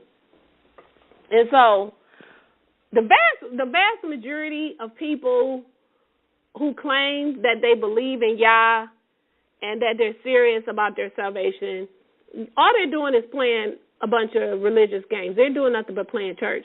They go to church every Sunday, sing in the choir, read the Bible from front to back, quoting scripture, sing, directing the choir on the usher board. They look the part. They dress the part. They speak in so-called tongues. They claim they saved and sanctified, set to the side, set apart for the Father Yah, while being damned all along on their trail to the lake of fire. They fail to realize that they have to forsake the world, its ways, and everything that it has to offer in order to be able to come to Yah. And in order for Yah to choose you, they have to forsake the world and its ways. They fail to realize that they have to forsake everything that they have ever been and have ever known when they were in the world. They don't want to yield and submit their ways to Yah. They don't understand that Yah does not allow excess baggage. But that's what they hear week after week when they go to these Christian churches. Yah knows you're hot. God loves everybody. Well, all you got to do is just believe. This is what they hear, with no real requirements to repent or sacrifice on the heart of the believer. They don't have to do nothing. All they need to do is just to believe. Believe you will save, and then the kingdom of Yah is yours. This is the foolishness that they tell them every Sunday in the churches. This is what they're telling them, and this is where the fallacy is. They foolishly think that they can bring the world and the things that are in the world with them on their journey to salvation. There's no line drawn in the sand. Their road to salvation is not worked out with fear and trembling like he told them. It's filled with ambiguity. Just look at the world around you. Just look around. The majority of the world is under the strong delusion. They've been handed over to Satan. They don't even know it. They think that the saddest thing, and I've said this before, is to think that you are saved and to think that you're in truth and you deceive and don't even know. That is nothing sadder than someone who is deceived and don't know it. This is why salvation is rare. That was one of the words for chosen, rare. Salvation is rare, and it's only going to happen to a select few, only a remnant, only a unique, rare group of people will be chosen from amongst the many who have been called, who have been invited, who have been signaled, who have been beckoned. Over and over, like he said, I've sent my prophets over and over again, but you won't listen. So as we continue to be a witness of his truth and to share the truth with the wicked and the righteous, as we read in the parables, we have to realize that everyone is not going to get this. Everyone is not going to understand this, and more importantly, salvation is not given unto everyone.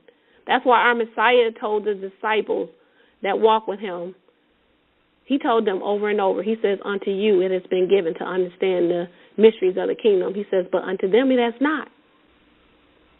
That's why he speaks in parables, because it hasn't been given unto those that are not his, that he has not drawn. That's why they can't come. That's why it says, no man comes to the Father but by me. He already knew from the beginning who they were and who was going to come. That's why if you're not being drawn, you need to be very afraid. Because you might not be his. If he's not drawing you, that means that you haven't been given to Yeshua to be drawn, because he already knows you stiff-necked and hard-headed and you're not going to listen. That's why you're not being drawn. Why is he going to waste his time throwing this word, his pearl before swine, and he already knows? He's already shaking the dust off on you. That's why you sitting over there in a strong delusion now, thinking that you're on your way to the kingdom. You're going to be just like the foolish virgin standing out there knocking, talking about, Master, Master, let me in. I was at the soup kitchen in your name, and he's going to be saying, depart from me. I don't know you. He's going to tell you, I don't know you. On that day of judgment, they're going to be running down that long list of what they did, and he's going to say, I never knew you. Depart from me, you who worketh iniquity. They're going to be standing at the door of the wedding, just like the man in Matthew 22, with a blemished, spotted dress or wedding garment on, specially and specifically customized by the world, because the world has given them their wedding garment. And they still going to think that what they're wearing, clothing that is dirty, filthy, impure, they're going to think that how they're dressed is appropriate, just like this man. They're going to come and sit down with a filthy, stinky, bloody, spotted up dress, wedding garment, thinking that they're getting ready to slide into the kingdom. They just like Frank Sinatra song said, I did it my way. They think they're going to be at the feast.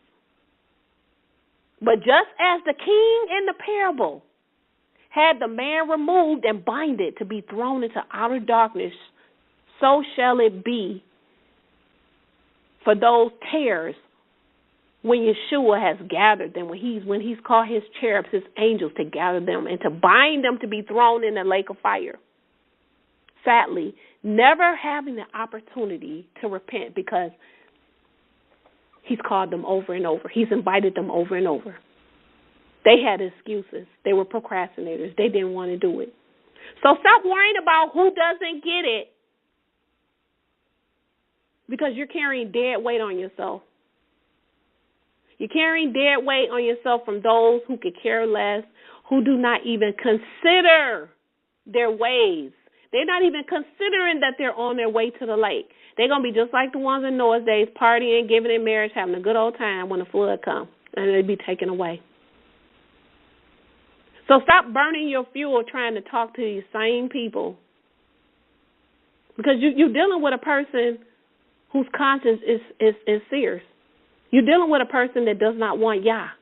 It's a moot point. It's a moot point. It's useless. Stop casting your pearls before swine when they're not going to do anything but spit on it and destroy it. Shake the dust off and keep it moving. Because the harvest is plenty and the workers are few. We need to spend our time and our efforts on those that the set apart spirit of Yah is leading us to, those souls who truly love Yah and those who want Yah, and stop wasting our time on those that we've continued to go to over and over and over. He'd already said, if they don't want it, they reject you, then he says, look, shake the dust off and go to someone who wants it. Those who do not want to repent, you're going to eventually have to cut them off because he's told us to come out from among them. He said don't even associate with people that's like this. This is not a Groupon type salvation. You can't get no Groupon on salvation. You can't get in on someone else's sliding to the kingdom on somebody else's salvation and their merits. Salvation is an individual affair, and everyone is going to have to stand before Yah and give an account for the life that they wasted when they had the opportunity to repent. Prina, you can come in. I'm in. This is what they don't realize, hell is full of people who thought that Yah was a joke. They don't understand, like, what happens to their soul when they die. Mm-hmm. They don't understand. They need to read Second Esdras, I think it's chapter 6. What happens when your soul leaves your body? Mm-hmm. He's going to show you. After death is judgment. Hell is full of people who thought Yah was a joke. They might have been an unbeliever while they lived on this earth, but you can rest assured that there are no unbelievers in hell, not one. Mm-hmm. Everybody in hell is a believer. You can believe that. If they could repent and come back, they would tell you that Yah is real. Yeshua is real. His word is true. This is why you got to get saved before you die. Just like Prina said, once you die, it's too late. You don't want to be like Lazarus and the rich man who died and then find out hell was real then. Mm-hmm. He didn't get the opportunity to come back and warn his brother. He wanted to come back and warn. No, he said, look, they ain't believe you while you was here. They ain't going to believe you when you come back from the dead. No. The unbelievers are on earth. The unbelievers are not in hell. They believe in hell, trust me, because the demons making sure they believe. The unbelievers are on earth. That's the problem. They don't realize that they are in need of salvation, and they need to throw themselves to the mercy of the court to find out what it is that they need to be saved before it's too late. Mm-hmm. They don't understand. I'm getting ready to open it up for questions. If you have a question or comment about today's show, press *6 on your phone now, and you can make your comment or question *6 if you have a question. But I wanted to read these last couple of scriptures before I get out of here. Hebrews chapter 9 and 15. It says, Therefore Yeshua is the mediator of a new covenant, so that those who are called may receive the promised eternal inheritance, now that he has died to redeem them from the transgressions committed under the first covenant. So here, he is a mediator of the new covenant, the renewed covenant, to those who are called. Those that are called so that they may receive the promised eternal inheritance. Do you want that? 1 Corinthians 9 and 24, it says, Do you not know that they which run in a race indeed all run? We all in the race. He says, but what? Only one receives the prize. He says, so run that you may obtain it. I'm going to read that again. 1 Corinthians 9 and 24, it says, Do you not know that they which run in a race indeed all run, but only one receives the prize? He says, so run that you may obtain. Run. Grace is getting ready to leave up out of here. It's getting ready to leave. The door of salvation will soon be shut.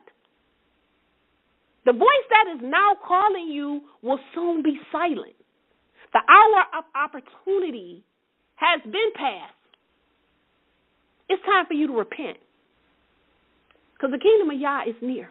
That's what the good news is. Repent, for the kingdom of Yah is near. So whether his calling to you has been general or you have a specific calling, we want to encourage you and strongly urge you to take heed to his call, take heed to his invitation, take heed to his alarming, take heed to the signaling and the command that he is putting on your life. that you have the opportunity to be a winner in this race. Take it seriously. You got to endure his test. You got to dedicate yourself to being about the business of the kingdom and get right with Yah now while you got time. The time is now. Stop putting off what you need to do today. Tell me I can do it tomorrow. Tomorrow is not, the next second is not promised. Don't become another name added to the list of the many who were called but was never chosen. Yeshua said it's going to be weeping and gnashing. He said it's going to be much weeping and gnashing of teeth. Do you understand what's happening when you weeping and gnashing? That's uncontrollable pain and anguish. Yeah. Yeah. Like when you've been in, like if you've ever been in so much pain that it's so unbearable, it's like you grabbing on the things you don't know what to do. Yeah. Yeshua said, he said, I stand at the door knocking. Yeah. So the question that we got for you today is, will you open the door and let them in? What you going to do? You got to choose this day who you going to serve. Y'all want you to be on fire for him. Nobody that's lukewarm is getting in the kingdom. Nobody. You got to make a choice. What you going to do? We don't have no questions. So, Prina, any comments or questions about anything? All I just want to say, praise Yah. I love this lesson, sis. It's just to help people reflect, to get their house in order. This was well needed and on time. I love the Groupon salvation. Yeah, that's what they think. I'm going to kingdom and Paul's married. No, Paul going to say, I ain't never told you that. Don't talk about Paul saying, because Paul going to be with Abraham, Isaac, and Jacob while you on the outside. But you illustrated. I ain't never said that. Right. You illustrated well, especially when you use the example of being hired. Oh, with the employer. If you cannot see it, you won't get it from that, okay? I just say this was a thorough lesson, and it just helped me just reflect on some of the things that I need to do. We all need to do. Yes, so I'm telling you, that was awesome. Praise Yah. Yeah, praise Yah. Because I'm telling you. Yes, and it's just a reminder. Because that's my favorite scripture, sis. And that was the scripture that turned my heart to Yah when I was going through cancer. Many are chosen. Many are called, few are chosen. And I wanted to be chosen, and I wanted to know where my soul was going if I had to die. Yes. And you brought that lesson. I'm telling you, you did. And for those of you that have not ever experienced great grief, lose a child or a loved one, that grief is so horrific. Terrible. You can't even explain it in words. Right. When my son was dying before my eyes, but he's, the Most High Yah allowed him to live again. But that was the most horrific feeling. Like you said, you don't know what. Gnashing the teeth. You just want. Yes. Yes. And that's, you don't want that when your soul, when you standing before Him, you do not want to have that same feeling, because it is too late to repent. You can't do nothing about it, and that's the worst. Too late, and that's where all the snotting and the tears, nothing is going to change your judgment, because you had an opportunity to get it right. You had a chance. You can't blame nobody but yourself for losing your salvation. So, I'm just, praising Yah. Thank you. This was a wake-up lesson, because I have some things I'm struggling with, busyness. And I don't want to be called and then not chosen. Yes. You know what I'm saying? And so we all need to get our house in order. Time is running out. We see it every day. sometimes you just got to say no.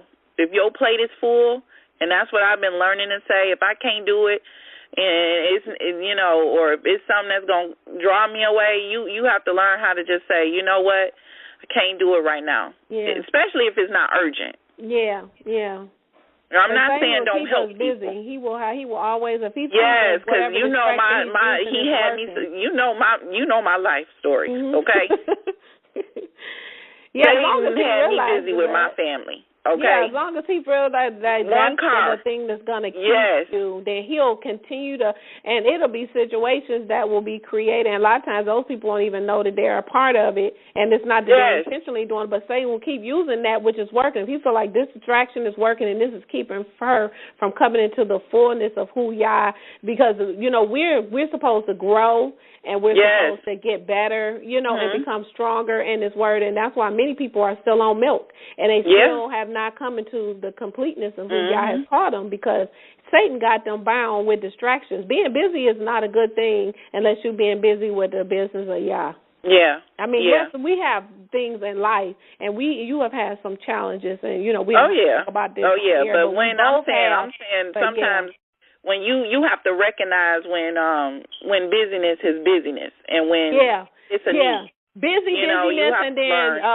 relevant busyness. But let's see, we got a caller in, and we're going to take this call, and we'll come right back. Okay. Shabbat Shalom, area code 734. Shabbat Shalom. Shabbat Shalom. Who are we speaking with? Hello, Coaches, Prima, and Shatan. This is Vicky. Okay. Shabbat Shalom, Vicky. Oh. Don't get to hear your program that often, but I got a chance to chime in today. Praise Yah. It was wonderful. It was just wonderful. Okay. Yeah. Can you hear me? Yeah, we can't. Broke up for a second. What did you say again? I just wanted to say praise Yah. I just wanted to give an example of what I'm going through. It just chimes in what you were saying. Your message today, many are called, but few are chosen.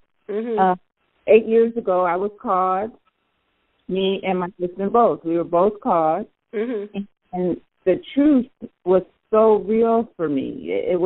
I just immediately accepted it, started walking with Yeshua, and every day by His Spirit, His Ruach, I'm getting stronger and stronger. And my husband was called too at the time, but he didn't he didn't receive it like I did. Okay. So it's an example of how many are called. Few are chosen. Right now, my husband rejects the truth. And so he's not chosen right now. He was called, but because of his rejection of the word of Ruach, of Yeshua, in his Torah, it was just, he didn't want to receive it. So we're separated right now. I'm still praying for him that he will receive the truth while he still has grace. Yes. Yeah. But to give that example, I mean, and you're right. For 8 years, this is, I waited for 8 years. But two spirits, Satan, the spirit of Satan and the spirit of Yah cannot live together. No. No, we know. As long as I do. I'm divorced because of it. Okay. I mean, that's why he said, how can two walk unless they're agree? Yes, you have to be equally yoked. Yes, it's not going to work. Equally yoked. That's, I mean, that's what we need to really, and sometimes you don't know, like we all said when we first got married, we both were still in the world, so when he brings one in and the other is not, then that also goes back to, they may not be drawn for a reason. It may be a reason why, and you don't want to believe that and think that, but unfortunately, there is only going to be a remnant in the majority of the world, because the door of salvation is getting ready to close. A lot of them are not being drawn because they're not His, and He already knew they weren't going to come, so He's not going to draw you when He knew you wasn't coming anyway. That's why they're fighting and they're kicking and screaming to come, because they don't desire it. They don't want it. at the top of your message today, the strife, just the strife. Yeah, the strife, yeah. All of that goes on a daily basis, it's not necessary. We're supposed to be walking together, united as one, and that was just strife, and that's hard to live with on a daily basis. Yeah, it is. I mean, hard because it causes a lot of stress, and then that stress turns into physical stress where you begin to get ill and sick, and then you can't do the things of Yah because your body is broken down from it. So it just leads to a host of other things. So all we can do is just continue to pray. But after you have gone over and over, it's only so much more you can do. They've heard you, but they just don't want to obey because in Hebrew, to hear means to obey. They don't want it, and so many of us, we're going to have to accept the fact that they may not belong to Him, and all we can do is just pray that that Yah, the light of Yah, will shine on them, that they will be released from Satan, who has held them captive to do His will. That's all we can do. It's too late because you're right. We're at the door. Yeah. So if you're not being drawn now, if you're not being drawn now, and the time that we're in, that's not good. Yeah, and you need to start. And if you want to be drawn, you better be examining yourself. You know, throw yourself before the mercy seat. Like, why am I not being drawn? Yes. Please tell me what I need to do. Like the man said, what do I need to do to obtain eternal life? Yes. I want to get eternal life and have salvation. What is it that I need to do to be able to make it to the kingdom? You need to be going and seeking Him. But a lot of people are not seeking Him because they don't care. They still caught up and entangled in the world. Yeah, what family won't. I had, to share some truth, this past week, and I don't know if it was received or not, and I'll just continue to pray and hope that it was, but, I don't know. But I've already done my job. The blood is not going to be on my head. Once I've warned you, then that's it. I'm done. I'm doing what Yeshua said, taking the dust off, and I'm keeping it moving to those, and ask that He pray and direct me to those who have an ear, who don't know but need to be in the path of someone that has the truth, that He knows to receive it. Because He says, my sheep know my voice, and a stranger they will not follow. So if there He is, like when I heard it, I received it with openness and gladness. I was willing to come out. Yeah, I didn't question it. No. I just walked in, I dropped everything, okay? Yeah. I even dropped my husband. Where you want to put this bag? But I'm just saying, he was more important. Yeah. And my salvation is more important because, like you said, this ain't no Groupon. I love that coin thing. Groupon salvation. This is not you. You can't get in on nobody else's works or deeds. You can't. It's only on your merits and your heart and what the fruits that you have put forth. And it's not the works of just helping the homeless, and you know what I'm saying, and what you think is good things, because we talked about it before, not that a lot of people are going to be in the lake because they had evil masters good. Oprah do a lot of good things. A lot of these wicked celebrities do a lot of good things for charity, but they're going to be in the lake because they serving Satan. Yeah, being just doing good works is not going to get you into the kingdom when you never found out what was required. Yeah, and you have to find out and prove what is acceptable to Him. He said, "Prove what is acceptable." And many of you, you're not doing that. You're not testing the spirit. You're not trying to find out anything. You're just going off of what Pastor said, and that's it. The doors of the church are open. You didn't care what he said. Yeah. You didn't even crack the Bible open to see if what he told you is the truth. Right, about the churches. No. Okay? You ain't even opened the church to see that he ain't even in there, So how is my thing is doing? Yes, get your life in order. This is it. Get your life in order. Salvation is, like you said, running out. Time is running out. And just examine your heart. This was a excellent lesson, okay, of examining your heart and just seeing that, Ain't nobody, you ain't sliding in the kingdom, you know, like the man thought he was going to get in with the garment that wasn't even appropriate, you know. So that was, just get your life right. You don't want to be in the kingdom getting tossed out, bound and tossed out. And the time is now. If anybody is looking like a fool. So what's going on in the world? I mean, it's just a play-by-play. We can see it worse and worse. If I didn't have the truth now, I would be on my knees asking for it. Yeah. Try to be ready or avoid what's getting ready to come on the world. You can see it. It's slow motion. It's happening. You can see it happening. Yeah. Yeah. Well, all praises be to the Most High. Yes. Praise God. Well, I have Prina. You're gonna lead us out with a prayer. Yes. So I'm coming with 1 Chronicles 29. Thank you for calling in. Thank you for listening. I'm glad you listen in. Praise God. Yes, praise God. Every Shabbat. Thank you. Okay. All right. Shalom. Shabbat shalom. Okay, so I'm closing out in 1 Chronicles 29, verse 10 through 13, and verse 18.